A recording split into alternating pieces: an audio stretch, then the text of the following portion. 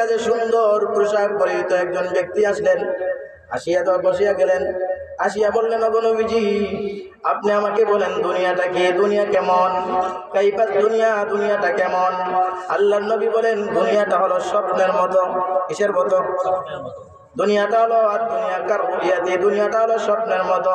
মানে স্বপ্নের অনেক কিছু দেখলেন, রাজা হইয়া গেছি, বাদশা হইয়া গেছি, বাংলাদেশের সংসদে বসিয়া রয়েছি, মন্ত্রী হইয়া গেছি, আমার পাশে সবগুলো আমার গোলাম। সে মাশাআল্লাহ স্বপ্নের ভিতরে দেখতেছেন, কিন্তু আপনার উপরে যে লেপটা দেওয়া ওইটাই সিরা। ঠিক কিনা? বাস্তবতার সাথে স্বপ্নের মিল থাকেনি, অনেক সময় মিল থাকে না। আল্লাহ নবী বলেন, দুনিয়াটা হলো স্বপ্নের মতো, পার্থক্য কতটুকু? স্বপ্ন দেখলে কোনো কিছু অপরাধ সংঘটিত হয় না। স্বপ্ন দেখলেন আপনি তারে গুলি করে মাইরা ফেলছেন, পরের দিন আপনারে ফাঁসি দেওয়া হবে, দেওয়া হবে না? কিন্তু বিষয়টা স্বপ্নের মধ্যে এতটুকুই পার্থক্য। স্বপ্নে যদি দেখেন কাউকে গুলি করে মারছেন, আপনাকে শাস্তি দেওয়া হবে না। স্বপ্নে যদি দেখেন আপনি কোরআনের হাফেজ হয়ে গেছেন, আপনি কোরআনে হাফেজ, পরের দিন দেখবেন কোরআনে হাফেজ হয়েছেন না। এটাই হলো বাস্তবতার সাথে, বাস্তবতার সময় স্বপ্ন খুঁজে পাওয়া যায় না।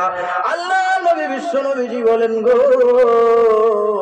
দুনিয়াটা হলো স্বপ্নের মতো, তবে দুনিয়ার কাজের জন্য শাস্তি আছে, আবার পুরস্কারও আছে। এবার ওই লোকটা বলেন, সাহাবা একরাম তাকিয়ে রইছেন, কি রে এমন একটা বেয়াদব মার্কার লোক, বোঝা যায় যে নবীজির পাশে এসে বসিয়া রইলেন, আবার আমরা কেউ চিনি না। যদি আমরা চিনতাম তাহলে বুঝতাম আমাদের এলাকার কথা, ঠিক কিনা? আবার চিনা যায় না আমাদের এলাকার না, তাহলে আমরা কাউ একজন আরেকজনকে দিকে তাকাইলাম, সবাই বলে আনাল্লাহ আদরি আনাল্লাহ আরিফু, আমি তাকে চিনি না, মান হুয়া, তিনি কে, হু ইজ হি, সে কে? সবাই কথা কথা বলা বলি করতেছে। এতে বোঝা যায় তারা কেউ চেনেন না, অত্র এলাকার নয়।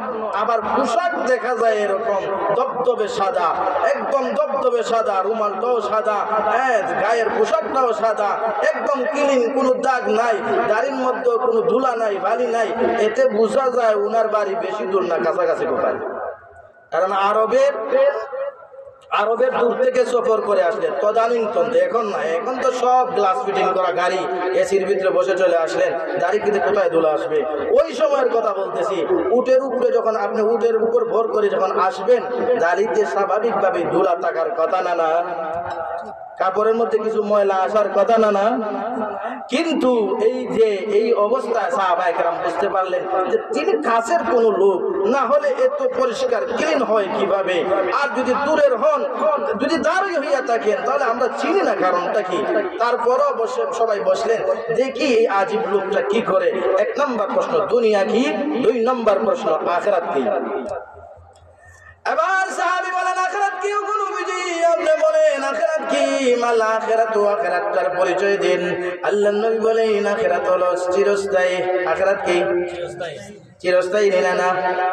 এরপরে আল্লাহর নবী বলেন, আখিরাতে দুই ভাগে ভাগ হয়ে যাবে মানুষ, এক ভাগ হবে জান্নাতি, আরেক ভাগ হবে জাহান্নামী। কথা ঠিক কিনা?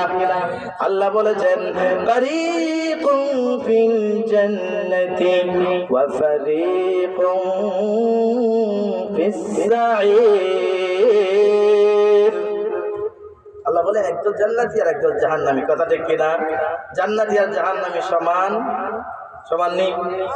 আপনার আচরণ আর আরেকজনের আচরণ, মানে জান্নাতি মানুষের ব্যবহার আর জাহান্নামী মানুষের ব্যবহার এক সমান হবে নি।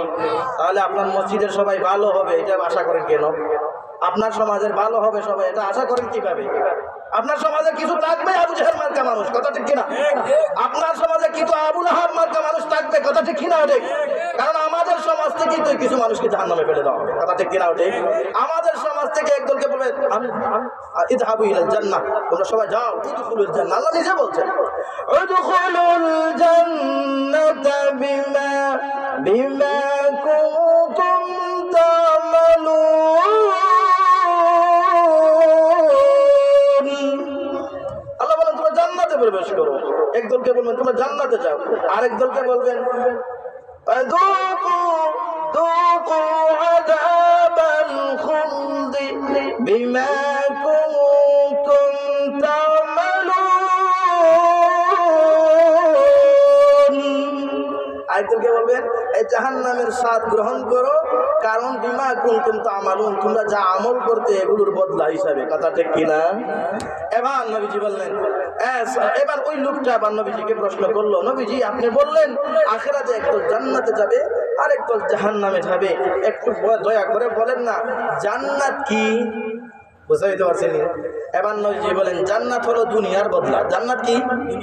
দুনিয়ার বদলা। দুনিয়াতে অনেক কিছু সামনে আসছে, নায়ক নায়িকা আসছে, ছবি দেখে নাই, চোখকে কন্ট্রোল করে রাখছে, গান শুনে নাই, খেলা দেখা যায় নাই, আছে না নাই?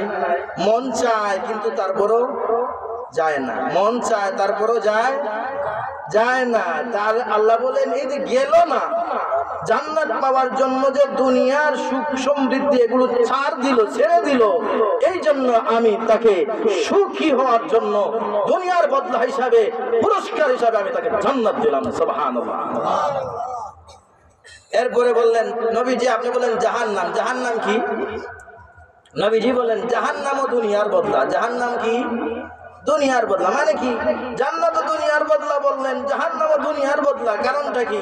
নবীজি বলেন জাহান্নাম দুনিয়ার বদলা হওয়ার কারণ, একটা মানুষ আছে সে দুনিয়াকেই আসল মনে করেছে, দুনিয়ার ঘরটাকেই আসল ঘর বানাইছে, দুনিয়ার ঘরকেই সাজাইছে, নিজেদের খবরে থাকবে খবরকে সাজায় নাই, নিজের আখিরাতকে সাজায় নাই, নিজের জান্নাতকে সাজায় নাই, দুনিয়াকেই আসল বানাইছে, দুনিয়ার সন্তানাদিকেই আসল বানাইছে।